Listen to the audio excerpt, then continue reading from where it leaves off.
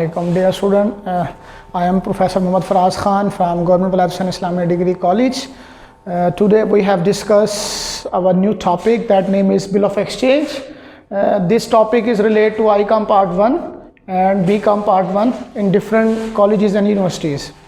Let's go, we start the topic Bill of Exchange.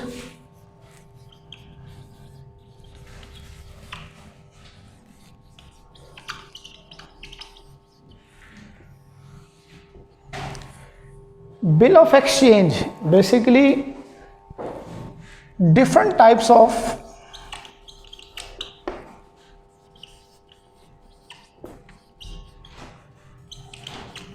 credit instruments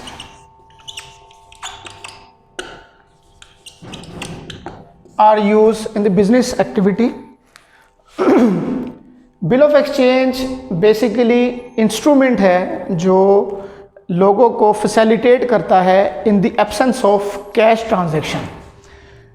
instrument का मतलब है ऐसे आलात जो rather than cash, hard cash के तौर पर इस्तेमाल किए जाते हैं।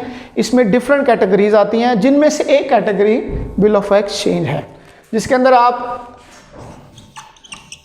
पे orders,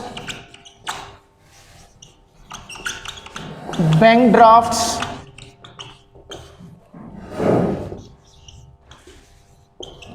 bills of exchange, etc.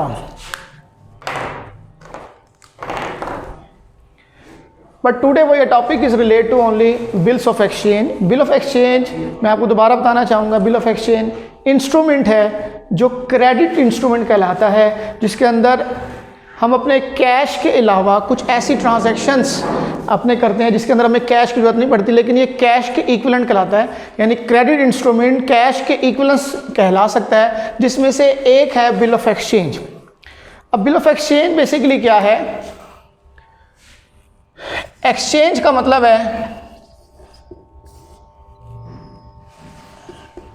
तबादला, किसी चीज़ से कोई चीज़ एक्सचेंज करना। यहाँ पे एक्सचेंज से मुराद है रुपया पैसा। रुपये पैसे के मुताबिक आप अपनी ट्रांजैक्शन को चेंज कर सकते हैं। जहाँ पर आजकल के दौर में एटीएम कार्ड्स, क्रेडिट कार्ड्स वगैरह यूज़ होते हैं, वहीं पर ही pay orders, bank drafts, cashier cheques, bill of exchange भी यूज़ होता है। एक और क्रेडिट इंस्ट्रूमेंट्स होता है जिसको हम कहते हैं आमतौर पर चेक्स।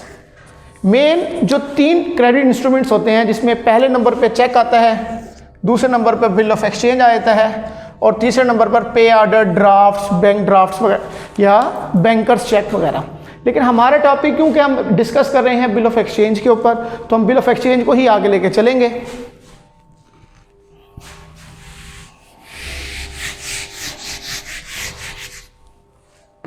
सबसे पहले हम देखते हैं, हमने देखा कि बिल ऑफ एक्सचेंज एक क्रेडिट इंस्ट्रूमेंट है।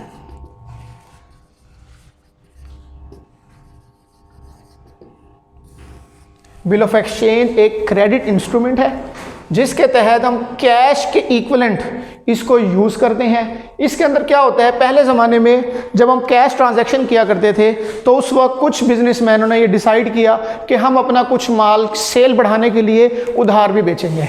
जब उधार का मामला आया तो जो सेलर था उसको ये खदशा पेश आया कि जिस परचेज़र को मैं ये माल सेल कर रहा हूँ शायद वो मुझे टाइम के ऊपर पैसे ना दे सके, तो उस पैसों की सिक्योरिटी के लिए इंस्ट्रूमेंट बनाया गया जिसका नाम है bill of exchange.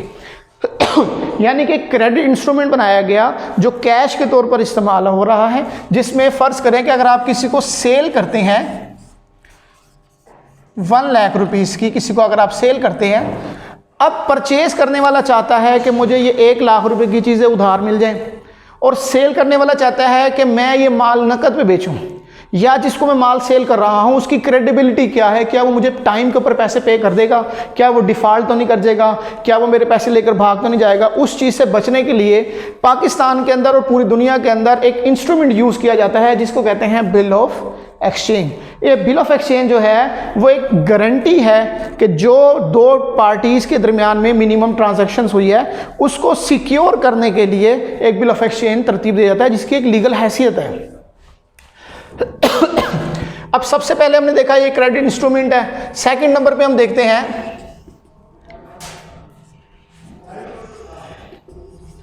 Parties of bills of exchange, यानी सेकंड हमारा सवाल है, पहले तो हमने देखा कि बिल ऑफ एक्सचेंज एक क्रेडिट इंस्ट्रूमेंट है जो कैश के तौर पर यूज किया जाता है।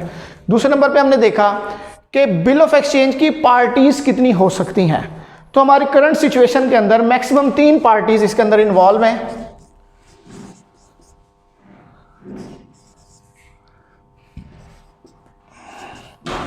फर्स्ट पे ड्रॉर, इसको उर्दू में कहेंगे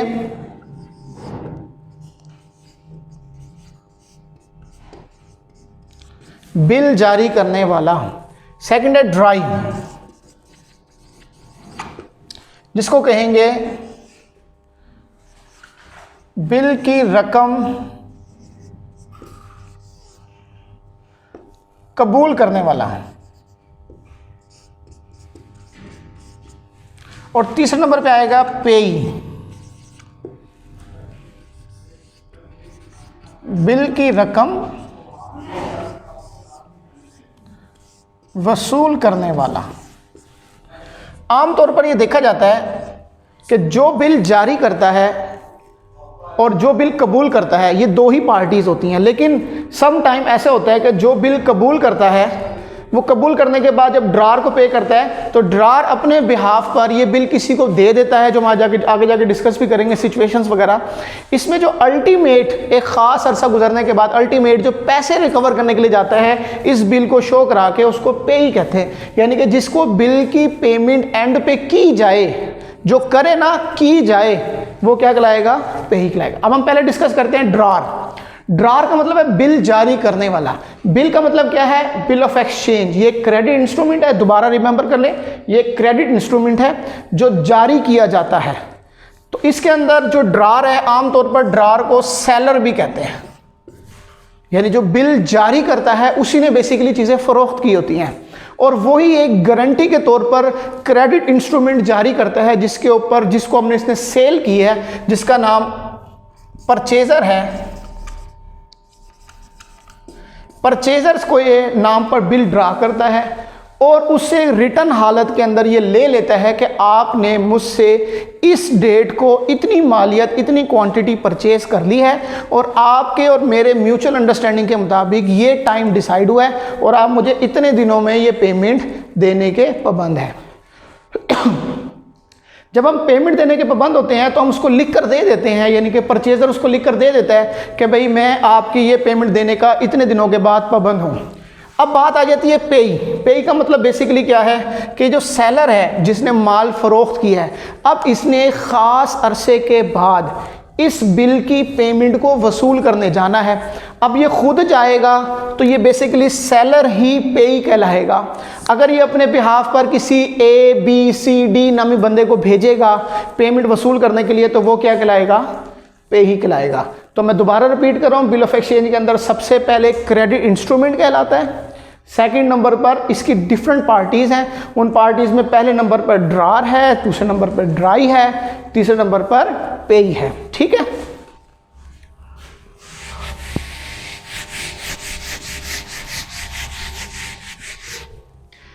जैसे कि आपको मालूम है कि एग्रीमेंट किया जाता है, एग्रीमेंट्स होते हैं बिटवीन 2 पार्टीज़। यहाँ पर एक पार्टी का नाम है सेलर, यानी कि फ़रोख्त कुनिंदा, इसको उर्दू में कहेंगे फ़रोख्त कुनिंदा, और एक होगा आपका बायर, जिसको हम परचेज़र भी कहते हैं, यानी ख़रीदने वाला। अब मैंने आपसे कहा कि बिल ऑफ एक्सचेंज एक क्रेडिट इंस्ट्रूमेंट होने की वजह से इसका मतलब है कि जब आपकी क्रेडिट ट्रांजैक्शन होगी तो ही आप यूज़ कर सकेंगे bill of exchange. Let's suppose कि ये A है, ये B है। A मीन्स हम सपोज करेंगे ये एक पार्टी का नाम है और B भी एक पार्टी का नाम है।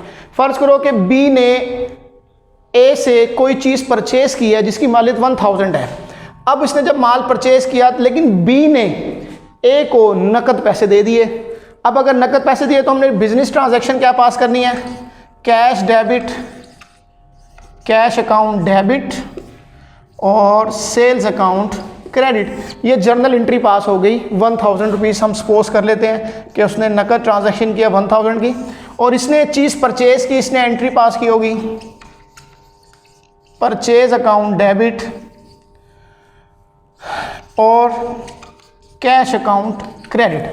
अब हम सिर्फ समझाने के लिए बताना चाह रहे हैं कि ये जो ट्रांजैक्शन पास हुई है सेलर की बुक में और परचेजर की बुक में, यहाँ पर कैश ट्रांजैक्शन हुई है, यानी कि इसने माल फरोख्त किया नकद, इसने माल परचेज किया नकद। तो अब there is no need of the concept of bill of exchange at that situation.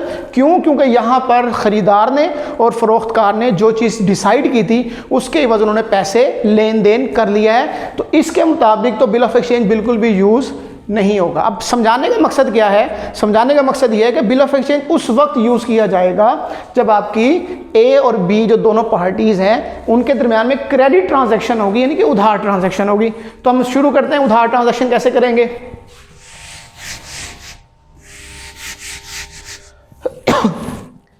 वही एग्जाम्पल कोड करते हैं कि ए ने 1000 रुपीज़ का एक माल सेल किया, जो इसने 1000 का परचेज किया, लेकिन इस सिचुएशन के अंदर ए ने बी को क्रेडिट माल सेल किया, यानी कि उधार माल सेल किया। तो उधार फरोख्त करते वक्त अकाउंटिंग के प्रिंसिपल के मुताबिक bill of account receivable debit होता है और सेल्स अकाउंट क्रेडिट होता है। यहाँ पर अकाउंट रिसीवेबल एक जर्नल वर्ड यूज़ होता है अमेरिकन लैंग्वेज में, और हम यहाँ पे पार्टी का वर्ड यूज़ कर सकते हैं। पार्टी का नाम क्या है? बी। तो हम अकाउंट रिसीवेबल की जगह पे बी का लफ्ज़ यूज़ कर सकते हैं, और हमें समझाने के लिए हमने आपको बी ही लिख के दिखाना है, ठीक है। यानी अकाउंट रिसीवेबल की जगह पे हम बी लिखेंगे। अकाउंट रिसीवेबल इस वजह से लिखा कि जब आप किसी को क्रेडिट माल सेल करते हैं तो उससे आपने पैसे लेने होते हैं, जिससे पैसे लेने होते हैं वो आपका एसिड होता है, और एसिड में इंक्रीज ऑलवेज डेबिट होता है। इस वजह से मैंने बी को डेबिट किया 1000 से, और सेल हमारी रेवेन्यू है, रेवेन्यू में इंक्रीज क्रेडिट होता है अकाउंटिंग प्रिंसिपल के मुताबिक। अब यहां पे हम इसकी नरेशन लिखेंगे, sold goods to be on credit. Credit का मतलब है उधार। जब आप अकाउंटेंट होंगे ए के तो आप ये ट्रांजैक्शन पास करेंगे जर्नल एंट्रीज के अंदर। लेट्स सपोज आप अकाउंटेंट हैं बी के, यानी अगर आप बी के अकाउंटेंट हैं तो आप अपने बुक्स ऑफ अकाउंट्स में इसकी क्या जर्नल एंट्री पास करेंगे। बी ने क्योंकि परचेज किया है, परचेज डेबिट होती हैं, परचेज अकाउंट डेबिट हो जाएगा 1000 से। अब आपने बी ने ए को पैसे देने हैं 1000, दिए नहीं है, देने हैं। तो जिसको पैसे देने होते हैं अकाउंटिंग में उसको कहते हैं लायबिलिटी, और liability in the shape of account payable, यानी कि क्रेडिटर्स कहलाएंगे अकाउंट पेएबल। अकाउंट पेएबल का मतलब ये होता है कि आपने किसी से उधार माल परचेज किया और आपने उसको एक जर्नल वर्ड दे दिया अकाउंट पेएबल, आपने उसके पैसे अदा करने हैं। इस सिचुएशन में आपने पैसे देने ए को, तो अकाउंट पेएबल की जगह पे लफ्ज़ यूज़ होगा ए। और इसकी ट्रांजैक्शन नरेशन क्या लिखेंगे?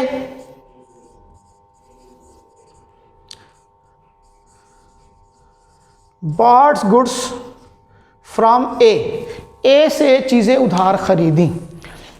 अब लेट्स सपोज हम इसकी एक डेट अज्यूम कर लेते हैं कि हमने 5 जून 2020 को ये परचेज किया। 5 जून 2020 को परचेज किया है बी ने, और ए ने ये माल फरोख्त किया है। अब क्योंकि इस सिचुएशन के अंदर उधार ट्रांजैक्शन हुई है, अब ए जो है वो बी को कहेगा कि मुझे पैसों की गारंटी के लिए एक बिल ऑफ एक्सचेंज पे साइन करवाने हैं। फिर उसके बाद एक बिल ऑफ एक्सचेंज तरतीब होगा जो आमतौर पर स्पेसिमिन में बता रहा हूँ आपको। लेट्स सपोज ये बिल ऑफ एक्सचेंज का एक स्पेसिमिन है, एक पेज है जिसकी लीगल हैसियत है। यहाँ पे वो डिस्क्रिप्शन लिखी जाएगी और यहाँ पर उसकी अमाउंट लिखी जाएगी। लेट्स सपोज यहाँ लिखा जाएगा पाकिस्तानी 1000 रुपीज़, और यहाँ पर डेट डाल दी जाएगी, और यहाँ पर 2 पार्टियां जिसका नाम है ड्रार और ड्राई, इनके सिग्नेचर हो जाएंगे। ड्रार और ड्राई के सिग्नेचर होंगे। यहाँ पे डेट डाल दी जाएगी और यहाँ पे वो अमाउंट लिखी जाएगी कि 1000 रुपीज़ ओनली। और यहाँ पे लिखा जाएगा कि हमने किस मकसद के लिए ये बिल ऑफ एक्सचेंज जारी किया है। यानी हम लिखेंगे कि हम का मुराद ए है, ए ने बी को 1000 रुपीज़ की ये गुड्स सेल की हैं, यहाँ लिख दिया जाएगा और यहाँ पे डेट डाली जाएगी कि ये कितने मंथ के लिए इशू किया गया है। आमतौर पर मैं एग्जांपल देता हूँ कि हम यहाँ लिखते थे 3 मंथ्स, यानी ये 1000 का बिल ड्रार ने जारी किया है ड्राई के ऊपर। ड्रार मीन बिल जारी करने वाला, यानी कि सेलर। जिसने पैसे लेने होते हैं हमेशा वो बिल जारी करता है, और जिसने पैसे देने होते हैं हमेशा वो बिल कबूल करता है। ठीक है, तो यानी कि इस सिचुएशन के अंदर ए ने बिल जारी किया, तो ए बिल जारी करेगा, उसके ऊपर अपने सिग्नेचर करेगा, और ये बिल जारी करने के बाद वो भेज देगा बी के पास कि भाई आप इसको रीड आउट कर लें। इस एग्रीमेंट के मुताबिक जो आपने हमसे चीज़ें परचेज़ की हैं उसके मुताबिक आपने मुझे 3 महीने के बाद 1000 रुपया वापस करना है, जिसको मैं कहूँ या मुझे या जिसको मैं कहूँ उसको आपने पे करना है। जब बी के पास जाएगा, बी उसके ऊपर अपने सिग्नेचर करेगा, सिग्नेचर करने के बाद वापस रिटर्न करेगा सेलर को, क्योंकि ये प्रूफ है फरोख्त करने वाले के पास कि बी ने मुझे पैसे देने हैं, तो ये प्रूफ इसके पास होना चाहिए। ठीक है, ए इस बिल ऑफ एक्सचेंज को साइन करवा के अपने पास महफूज रख लेगा। तो जब महफूज कर लेगा तो फिर अकाउंटेंट, बतौर अकाउंटेंट आपने एक जर्नल एंट्री पास करनी है जिसके ऊपर जारी किया जाएगा bill of exchange debit, bill receivable debit 1000 से, और जिसके ऊपर बिल जारी किया है उसको हम क्रेडिट करेंगे। यहाँ पे इस इक्वेशन में बिल किसके ऊपर जारी किया है? बायर के ऊपर। बायर का नाम है बी, तो बी अकाउंट क्रेडिट हो जाएगा 1000 रुपीज से। यहाँ पे हम इसकी नरेशन लिखेंगे, draw a bill of exchange या बिल रिसीवेबल ऑन बी। हमने बी के ऊपर बिल जारी किया है। पहली एंट्री सेल की, दूसरी एंट्री बिल जारी करने की। फर्ज करो कि अब हम बी के अकाउंटेंट हैं, तो बी क्या एंट्री पास करेगा अपनी बुक्स ऑफ अकाउंट्स के अंदर? बी ने क्योंकि ये बिल कबूल किया है, इसने पैसे पे करने हैं, इसकी लाइबिलिटी है, उस लाइबिलिटी को कन्वर्ट कर दिया गया है अकाउंट पेएबल से, कन्वर्ट कर दिया गया है बिल पेएबल की सूरत में। ठीक हो गया? तो अब हमने पैसे पे करने हैं ए के, तो ए अकाउंट डेबिट हो जाएगा 1000 रुपीज से, और एक नई लाइबिलिटी बना ली जाएगी, एक नई लाइबिलिटी बना ली जाएगी जिस लाइबिलिटी का नाम होगा bills payable.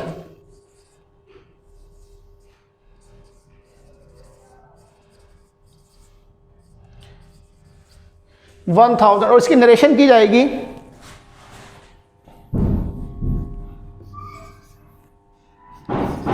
Bill payable is accepted, bill payable is accepted. ठीक हो गया? ये पहली ट्रांजैक्शन म्यूचुअल सेल परचेज की जो इन्होंने क्रेडिट की।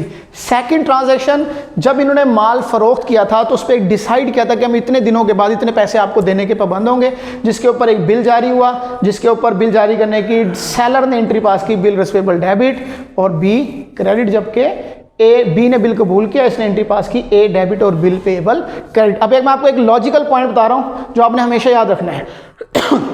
देखिए, जब हमने चीज़ें फरोख्त की थी तो हमने एक अकाउंट रिसीवेबल जनरेट किया था, क्योंकि हमने उधार चीज़ें सेल की हैं, हमने उनसे पैसे लेने हैं, जिनसे पैसे लेने होते हैं वो हमारे एसिड्स कहलाते हैं, और एसिड्स में इंक्रीज हमेशा डेबिट होता है। इस वजह से मैंने अकाउंट रिसीवेबल को डेबिट किया और उसका नाम है यहाँ पे बी। अब सेकंड एंट्री के अंदर मैंने बी को क्रेडिट क्यों कर दिया? यानी मुझे पैसे तो मिले नहीं, मेरा एसिड क्यों खत्म हो गया?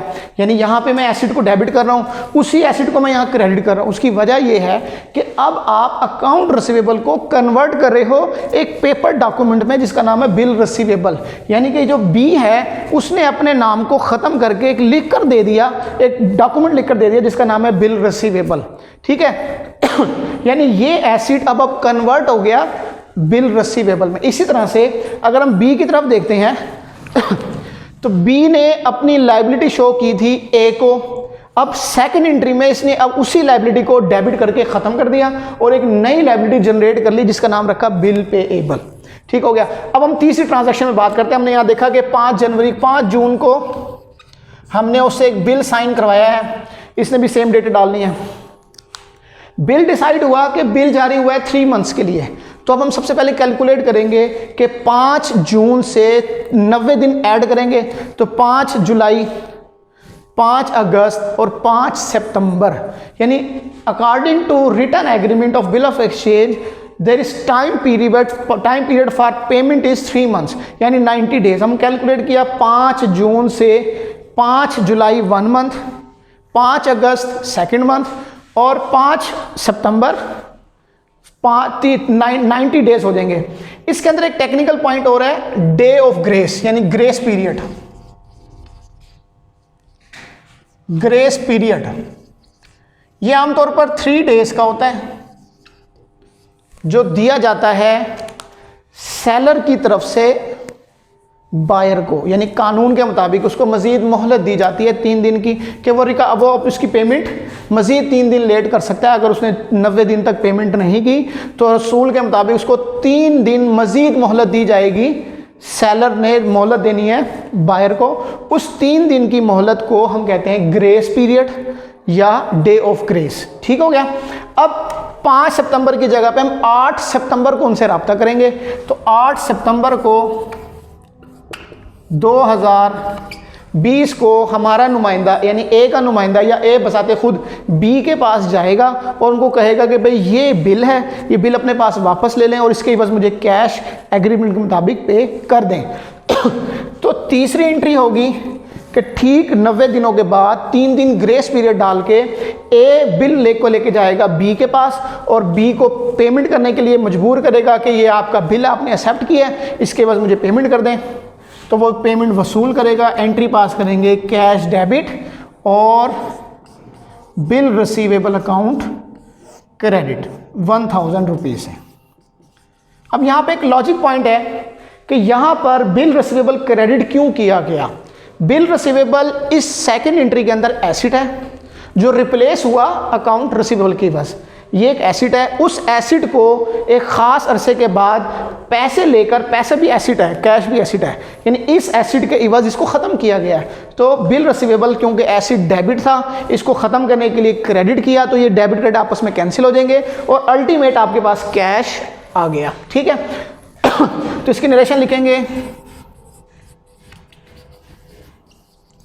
Receive cash from B. अब हम अगर अकाउंटेंट होंगे बी के तो हम क्या एंट्री पास करेंगे। अब बी ने क्योंकि ये बिल कबूल किया हुआ था और बी जैसे इसके पास बिल आया होगा बी ने उसकी पेमेंट की होगी और उससे वो बिल रिसीवेबल वसूल कर लेगा। अब उसको फाड़ के फेंके, महफूज रखे, जो मर्जी करे, वो बी का काम होगा। लेकिन ए अपना बिल रिसीवेबल जो सबूत है वो देने का पाबंद होगा बी को। अब बी देखेगा कि ये मैंने बिल कबूल किया हुआ है क्योंकि उसने यहाँ सिग्नेचर किए थे। करने के बाद वो उसको पेमेंट करेगा। किसको करेगा? ए को, in the shape of bill payable. अब बिल पेएबल की शेप में कैसे करेगा कि बिल पेएबल उसकी लायबिलिटी थी,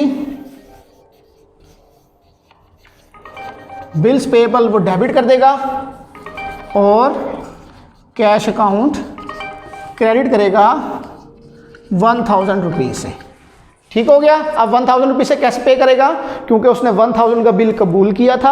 अब एक ख़ास अरसे के बाद वो अपनी लायबिलिटी को ख़त्म करना चाह रहा है, इस वजह से उसने अपनी लायबिलिटी को डेबिट कर दिया क्योंकि उसने उसको in the shape of cash पे कर दिया। कैश क्रेडिट इस वजह से किया गया क्योंकि कैश एक एसिड है और एसिड में डिक्रीज़ हो रहा है, जबकि लायबिलिटी इस वजह से डेबिट की गई क्योंकि लायबिलिटी भी अदा हो रही है। अब इस सवाल का मैं आपको निचोड़ आपको दे देता हूं एक, ताकि फिर हम टॉपिक खत्म करें, फिर आपको नेक्स्ट वीडियो के अंदर आपको नेक्स्ट टॉपिक समझाएंगे। इस सिचुएशन को हम पहली सिचुएशन का नाम देते हैं जिसको कहेंगे बिल इज ड्रॉन, बिल जारी करो, एक्सेप्टेड कबूल किया गया, बट रिटेन्ड और रोक लिया गया।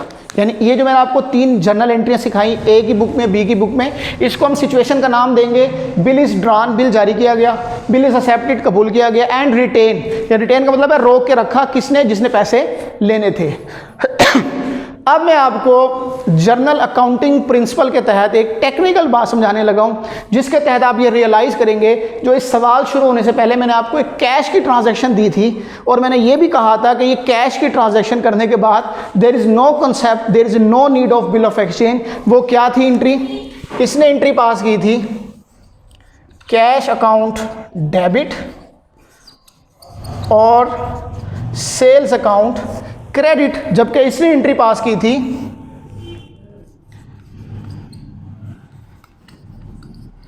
परचेज अकाउंट डेबिट और कैश अकाउंट क्रेडिट। अब जरा गौर से समझें, अकाउंट्स में किसी चीज़ को इन करने के लिए हमें डेबिट क्रेडिट के रूल को फॉलो करना पड़ता है। अगर कोई चीज़ डेबिट में आई है और आपने उसको रिमूव करना है, ख़त्म करना है, तो डेफिनेटली आपको उसको क्रेडिट करना पड़ेगा, और कोई चीज़ क्रेडिट आई है उसको ख़त्म करने के लिए आपको डेबिट करना पड़ेगा। अब टेक्निकल बात क्या है, देखें, अकाउंट रिसीवेबल इस एंट्री के अंदर डेबिट हो रहा है और वेरी सेकेंड एंट्री के अंदर उसको हमने क्रेडिट कर दिया, यानी कि बी की सूरत में, यानी ये बी आपका बेसिकली अकाउंट रिसीवेबल था। ठीक हो गया। अब यहाँ पर account receivable debit, account receivable credit, इसका मतलब है इस ट्रांजैक्शन के अंदर ये दो डेबिट क्रेडिट खत्म हो गए। अब आ जाए आप दोबारा, यहाँ पर बिल रिसीवेबल डेबिट हो रहा है और यहाँ पर बिल रिसीवेबल क्रेडिट हो गया, ये डेबिट क्रेडिट भी अमाउंट से खत्म हो गया। अब इन तीनों ट्रांजैक्शन के अंदर टेक्निकल बात क्या बची, सेल क्रेडिट बच गई, कैश डेबिट बच गया। फर्क क्या नजर आया, यहां पर पहले दिन पेमेंट हो गई थी तो एंट्री बची थी कैश डेबिट 1000 से, सेल क्रेडिट 1000 से, जबकि यहां पर ये तीनों महीने प्रोसेस कंप्लीट हुआ और होने के बाद ये डेबिट कार्ड कोई ख़त्म हो गया और ये भी डेबिट कार्ड कोई ख़त्म हो गया। नेट एंट्री क्या बची, कैश डेबिट और सेल्स क्रेडिट। सेम यही यहां पे आ जाते हैं हम बी की तरफ, परचेस डेबिट हुआ और अकाउंट पेबल क्रेडिट है। अब यहां पे अकाउंट पेबल का मतलब है ए, ये अकाउंट पेबल है, तो यहां पे अकाउंट पेबल क्रेडिट, यहां पे अकाउंट पेबल डेबिट, ये भी खत्म हो गया डेबिट कार्ड होके। अब आ जाए आप बिल पेबल के ऊपर, बिल पेबल इस एंट्री के अंदर क्रेडिट हो रहा है, इस एंट्री में डेबिट हो रहा है, ये डेबिट कार्ड को खत्म हो गया। नेट एंट्री क्या बची, परचेस डेबिट और कैश क्रेडिट, वही सेम एंट्री जो मैंने आपको यहां बताई थी। ये इसके अंदर मेन टेक्निकल पॉइंट है कि एंट्री एक वक्त के साथ डेबिट क्रेडिट होके खत्म होगी। आखिरी जो मैच्योर एंट्री बची वो यहां पर बचती है परचेज डेबिट कैश क्रेडिट, और यहां बचती है कैश डेबिट और सेल्स क्रेडिट। उम्मीद है कि आपको ये मुख्तसर सी वीडियो आपको बिल ऑफ एक्सचेंज के पहले टॉपिक को समझने में हेल्पफुल साबित होगी। Thank you so much.